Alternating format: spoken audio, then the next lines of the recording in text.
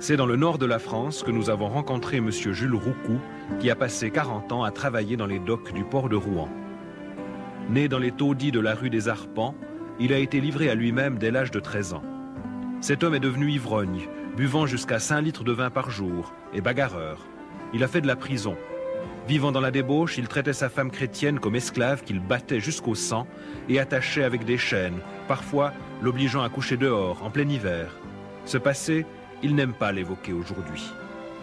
Lors d'un coma prolongé, il s'est trouvé dans un endroit horrible, ressemblant à l'enfer, et dont il parle avec crainte et émotion. Cette expérience l'a conduit plus tard à donner sa vie à Jésus-Christ.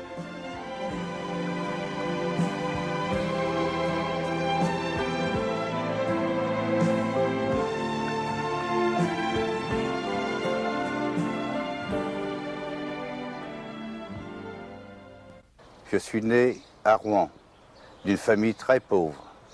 Dès mon plus jeune âge, il fallait que je trouve de la nourriture pour nourrir mes frères et mes sœurs, ainsi que mes parents. À l'âge de 13 ans, je travaillais sur les ports et docks de Rouen, à tirer des mulets, des fûts de vin, à décharger des bateaux de vin. J'ai commencé à boire à cet âge-là. Par la suite, je suis devenu un voyou. À l'âge de 17 ans, je connaissais les filles de joie. À l'âge de 17 ans et demi, je me suis engagé pour l'armée, dans l'armée française.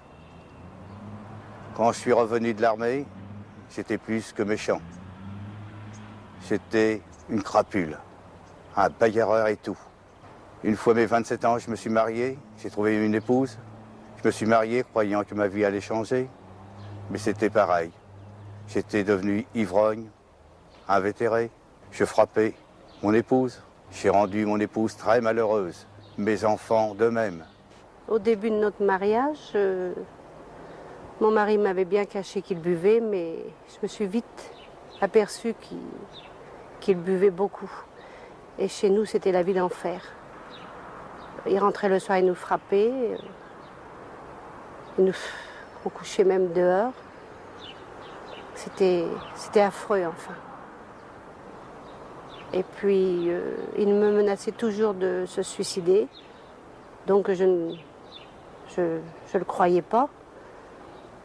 Et un jour, eh bien, oui, il l'avait fait. Et nous l'avons laissé comme ça, croyant qu'il nous faisait la comédie comme d'habitude. Mais Dieu, tout d'un coup, m'a montré qu'il n'était pas comme d'habitude. Et quand je l'ai vu, ses yeux étaient ressortis de la tête, son visage gonflé, c'était terrible. Et aussitôt, j'ai appelé mes enfants et on a appelé le SAMU. Le SAMU, pour eux, c'était un homme comme déjà mort. Et ils me l'ont transporté tout de même et il est resté 36 heures dans le coma. Et c'est un peu plus tard, oui, un bon bout de temps plus tard, comme après il est devenu chrétien, bien sûr, qu'il m'a dit qu'il avait vu des choses affreuses pendant son coma. C'était terrible, enfin. Finalement, j'en ai eu marre de cette vie. Ici, dans cette maison, j'ai voulu m'empoisonner, me supprimer. J'ai avalé une poignée de cachets. Je me suis retrouvé dans le coma. J'ai été 36 heures dans ce coma. Et dans ce coma, c'est affreux. Je me suis retrouvé dans l'enfer. J'étais accroché par des démons, c'est affreux. Dans cet enfer, j'étais attaqué par des personnes, mais des personnes humaines, mais le visage était affreux. Les mains étaient affreuses, qui s'avançaient sur moi, qui me harcelaient.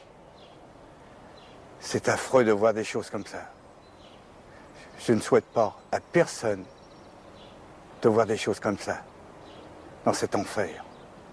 Ça vous harcèle sans arrêt, vous ne pouvez rien faire. Vous ne pouvez pas reculer, vous ne pouvez pas avancer. Ces gens avancent sur vous. Ils sont affreux. Lorsque je me suis réveillé du coma, je me suis retrouvé dans un hôpital. Et dans cet hôpital, il y avait une Bible. Et cette Bible, je l'ai ouverte, sans savoir pour qui et pourquoi. Je n'ai pas porté attention le jour même, mais le lendemain, j'ai ouvert encore cette Bible. J'ai retourné trouver cette Bible. Et là, j'ai trouvé que vraiment il y avait un Dieu pour nous, les crapules, que ce Dieu était bon. Et qu'aujourd'hui, je peux le remercier si je suis vivant. Parce que c'est lui qui m'a sauvé. Tant qu'à l'être humain, tout le monde me tournait la tête. Et aujourd'hui, avec la grâce de Dieu, je peux lui dire merci. Et que ce témoignage puisse servir à bien des gens qui veulent être sauvés, qui trouvent un sauveur, qui peuvent le trouver en Dieu. Parce qu'il n'y a que lui qui peut sauver une âme perdue. Je le remercie de tout cœur.